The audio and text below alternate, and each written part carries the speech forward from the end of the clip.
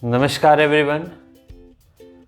The management education for decades have been growing, and one of the best feature of the management education is that it keeps on learning new things.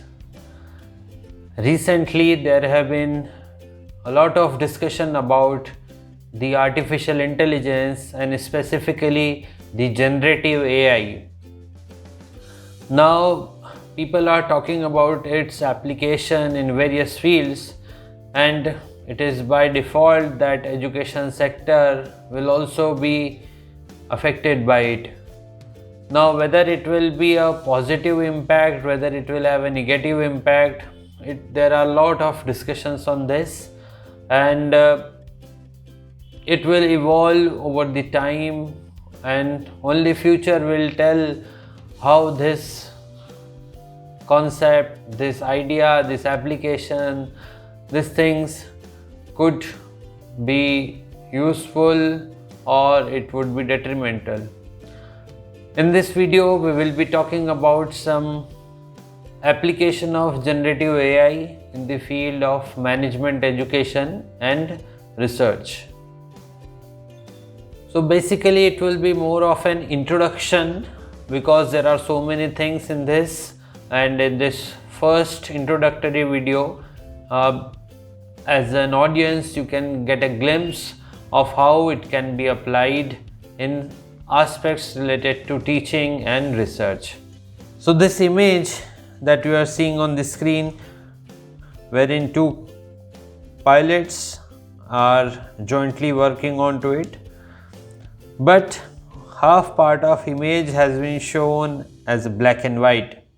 So what is that I want to tell you here is in the era of industry 5.0, now we talk about the concept of AI co-pilot, co-worker and cobots, which is nothing but a collaborative robot. So we are seeing that robots will be like a co-worker in our office space.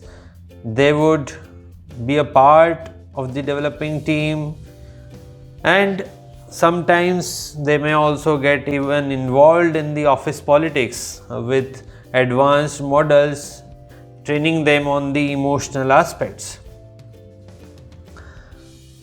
So in this backdrop, the idea that you see here is not to threaten everyone or to feel apprehensive about it, but to appreciate what is going on.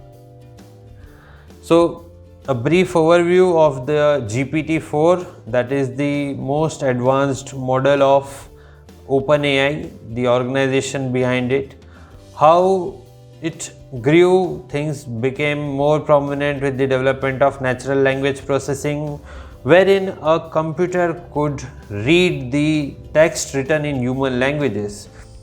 And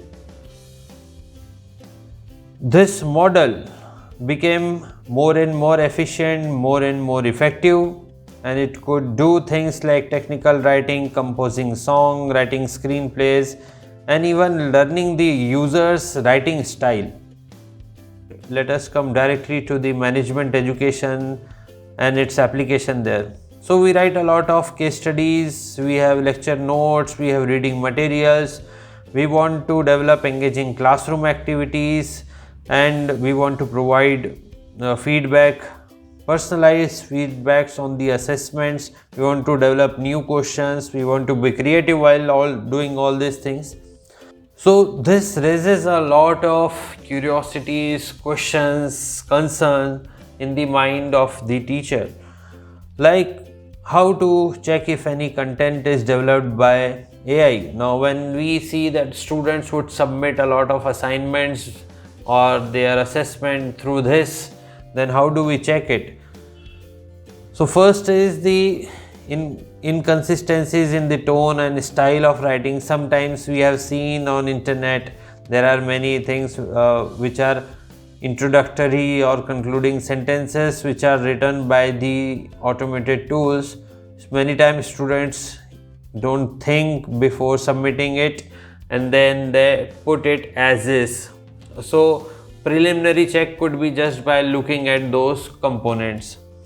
Sometimes it's grammar or syntax and some anachronism, like something which is not as per the timeline through it should be submitted, or text are repeated, paragraphs are repeated, similar points are written multiple times.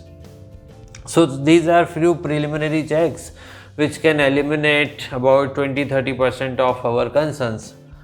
But as these tools get smarter, we would need more advanced tools for it. For example, there are AI text detection tools also, just like we have Turnitin. So for checking the plagiarism, there are tools for detecting the AI generated content. But the advanced models of the GPT-4, like GPT-4 and other thing, they would generate a content which is similar to the writing style of a user, and which may not appear as if it is generated by an AI. So there are few things which we will have to consider, that limitations of every aspect is there, and we will also need to keep on aligning. Most importantly, two things can help is whatever content has been written, now what kind of authorship the person has. So what are the author's credentials? So if you see the 5 previous articles of a person and the 6th one generated by AI, you can see a stark difference. So there is thing which you can check. Now things won't end here, and as a teacher it is most importantly to trust the instincts. So many times you have a gut feeling, we get what is right, what is wrong, is it something being submitted through AI. And if you will keep on reading the text which is written by a human and keep on reading a text which is generated by AI, slowly you would also start getting a feel of what is an AI generated content and what is a human generated content. So another concern could be, being an AI model, all the information given by the GPT could be unreliable or incorrect, and it could misguide the students. So what can be the role of teachers here? So one thing is sure, that it is not easy to control or capture or to ban ChatGPT. Instead, teachers can promote the responsible AI usage. The use of GPT can be just like a Google search engine. It could be a start point for any activity, and then based on it the teacher can demonstrate how to use the AI generated content responsibly to encourage the critical thinking, digital literacy, discussing its limitation, designing activities or including the experiential learning into it, so that the students also they don't feel that urge to use too much of GPT while learning, while they appreciate that it is one component of the learning. Classroom component has its own value. So if as a teacher we can create that experiential learning part or some value addition over what GPT offers, so maybe some reflective exercises, maybe some things which can help an individual grow in their own capacity.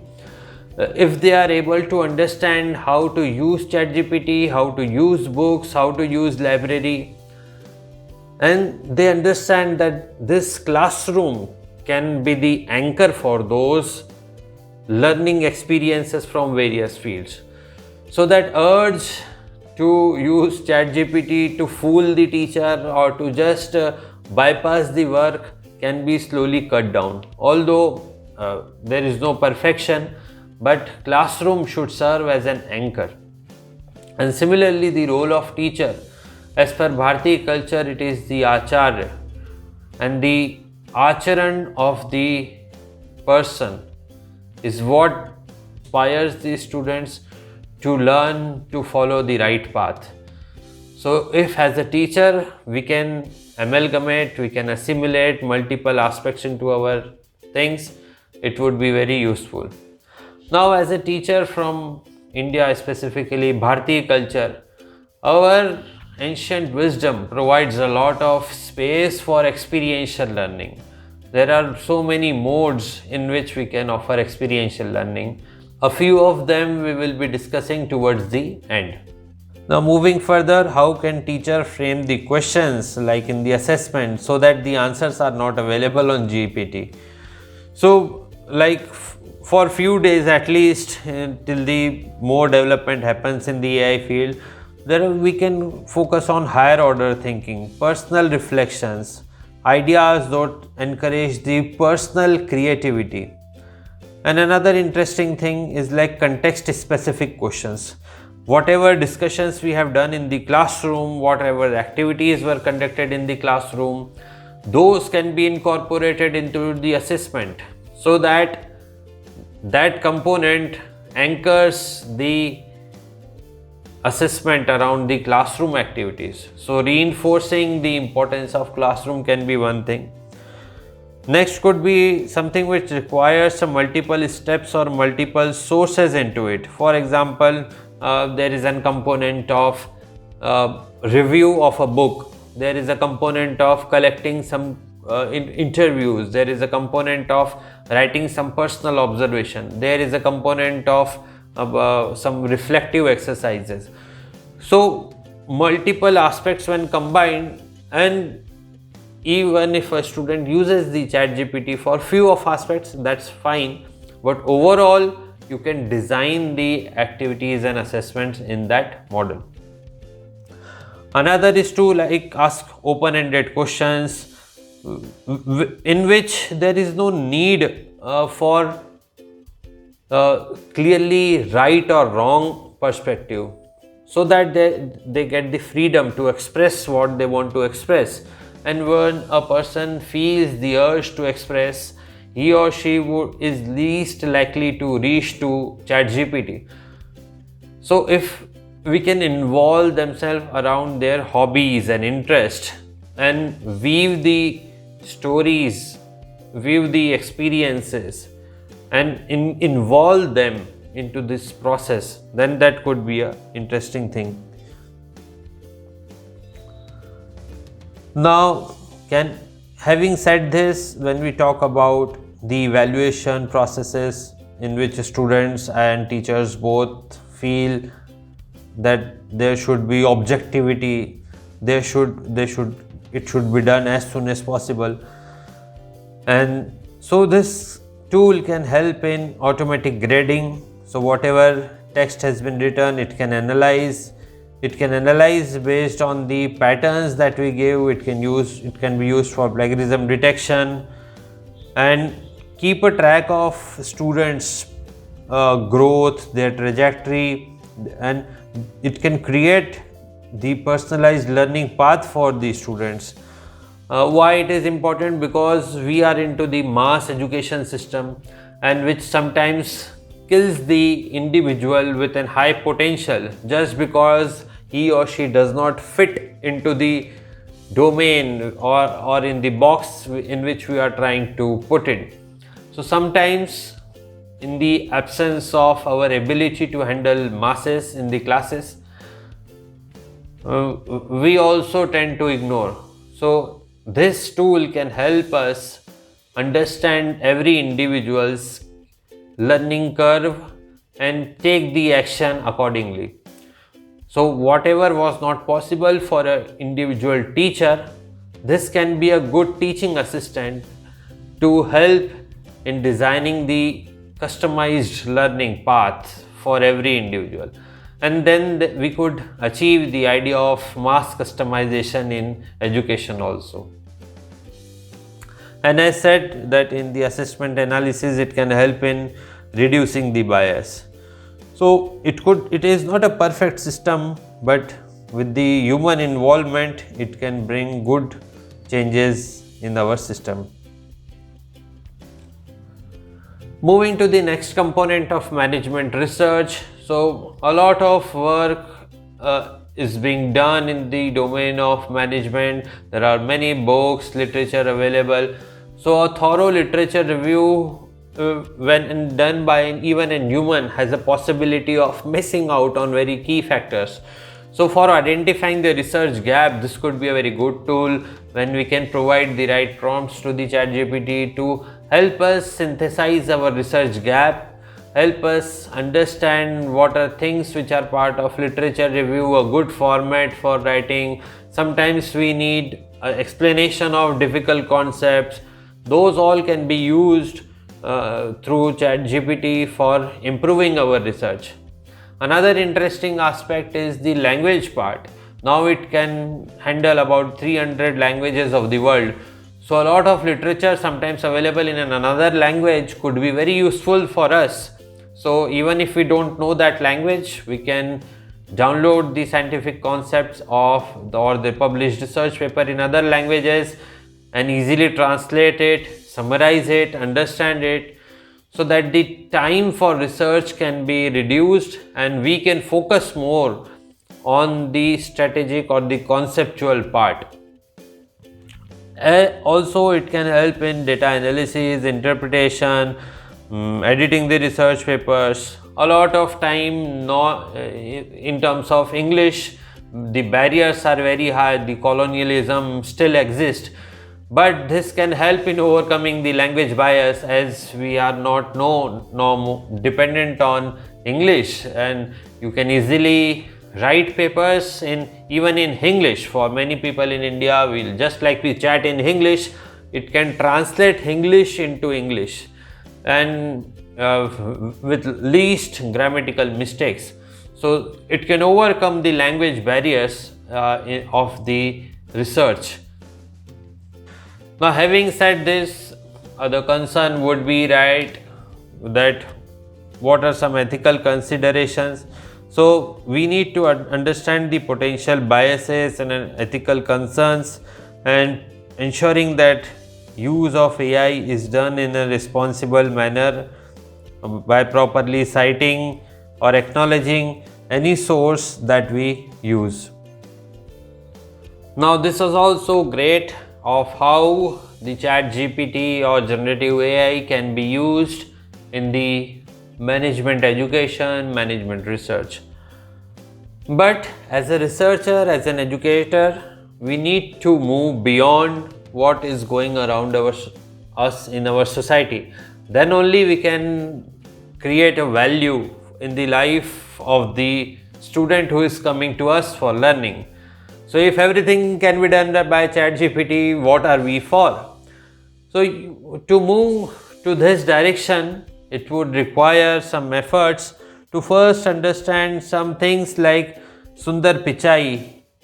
His family does not get easy access to the internet. Bill Gates used to limit the technology usage.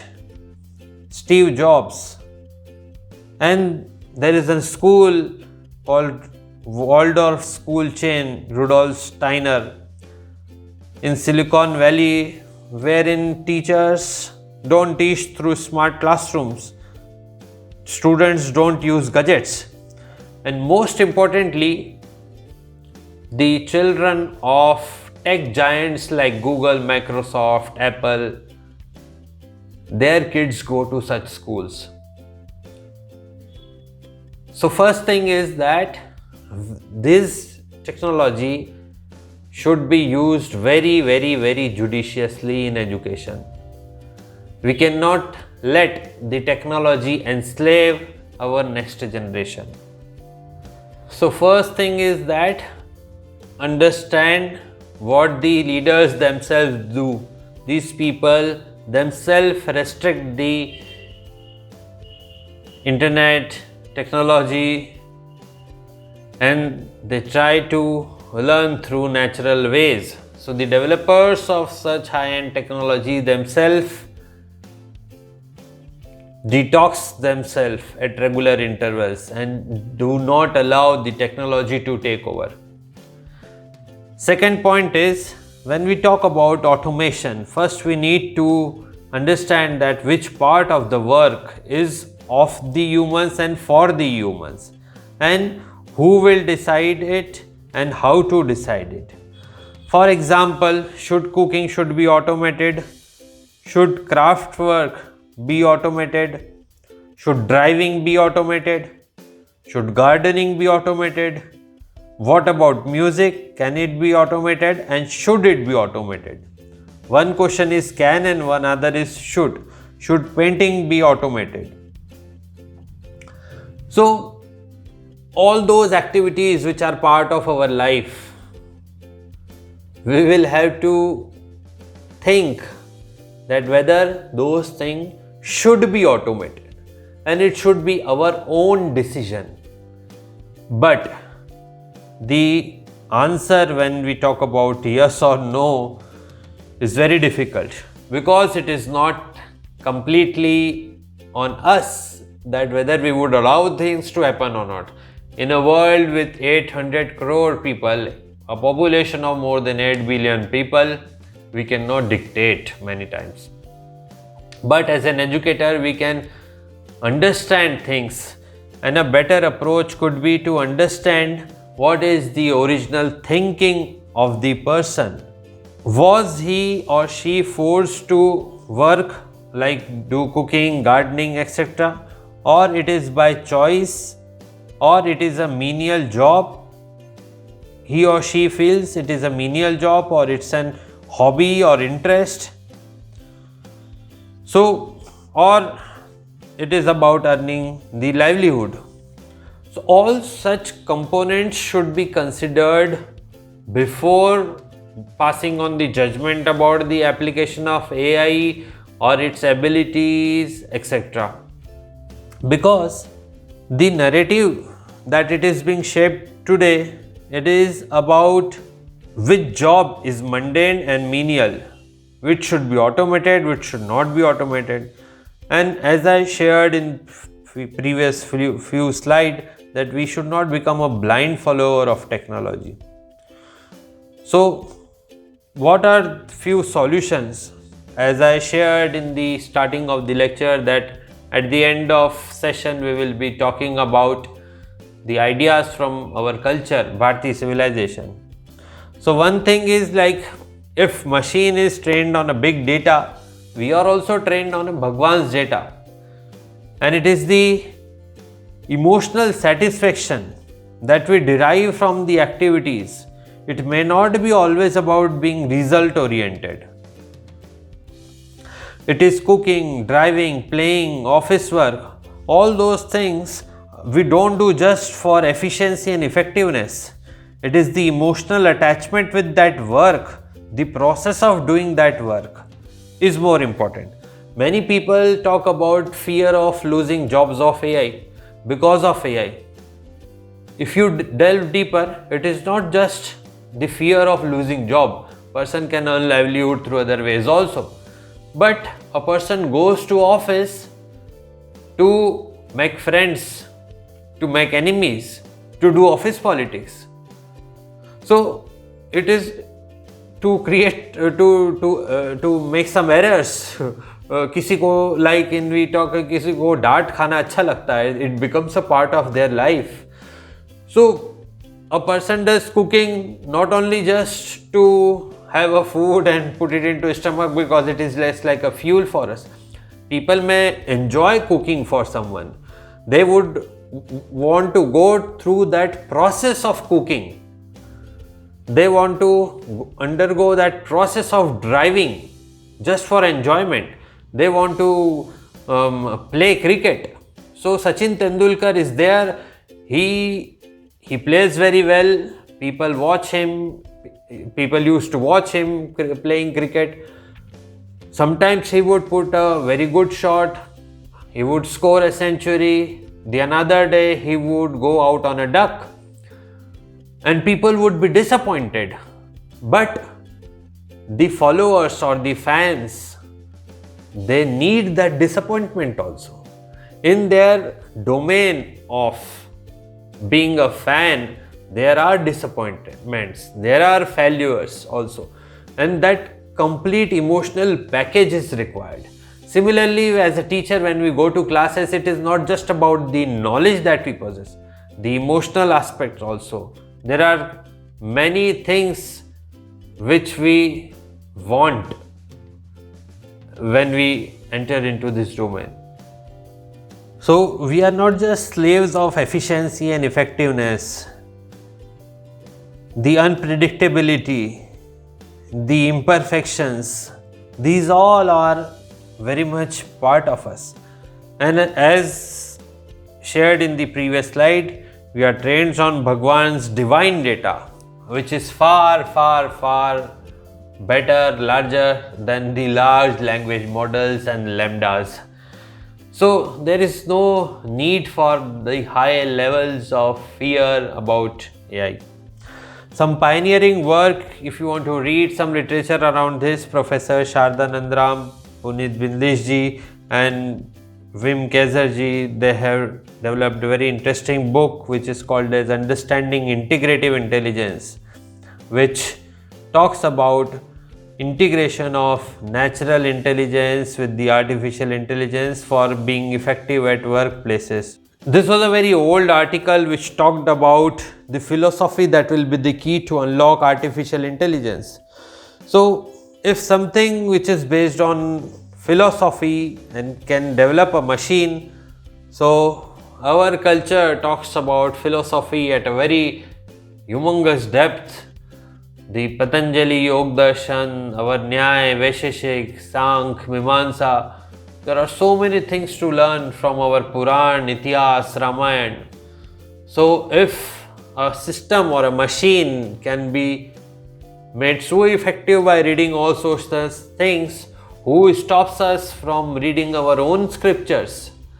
We have Puran which have so many metaphors, there are so many stories. It can encompass philosophy, politics, religion, science, languages, communication. So who stops us from reading all those things? So why can't we go back, read Ramayana, Puran and do things which are made for us, which makes us more human, which develops our human potential and slowly helps us realize the divinity or the potential within us. Another interesting work by Rajiv Malhotra ji.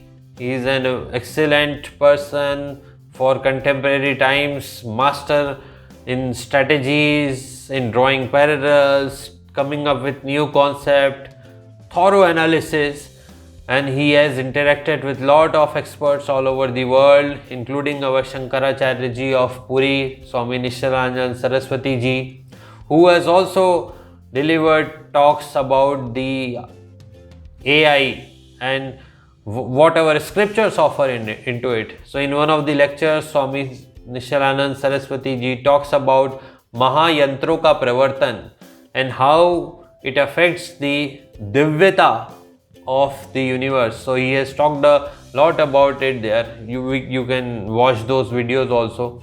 Another book by Rajiv Malhotra ji is on artificial intelligence and the future of power.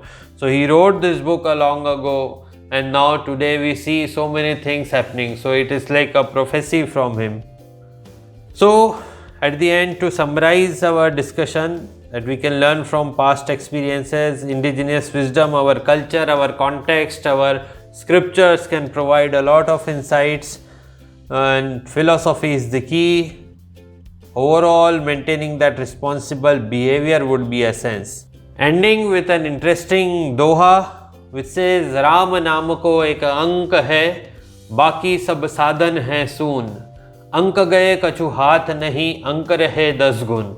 This I read in a book by Gita Press, Gorakhpur, a wonderful publication house. So what it suggests is that Ram Naam, the name of Bhagwan Shri Ram is like numeric 1 and all other things are like 0. If we don't have a 1, everything remains 0, but in the presence of 1, the 0 becomes 10. So artificial intelligence can work for us, whether in management, education, research, in other part of life, only if it is based on the foundations of our spiritual experiences, our cultural intelligence, If we appreciate our own culture, read our scriptures, do sadhana, tapasya, dhyan, yoga, etc., whatever the lifestyle our culture has taught, so we can make it tenfold. I am grateful to people through whom I could learn about AI, I could learn about our scriptures, and some people with whom I could discuss the intersection of these ideas. So my pranam to all such people who had helped me develop this understanding and developing this video. Thank you so much for watching. Would be very happy to receive your feedback. Namaste.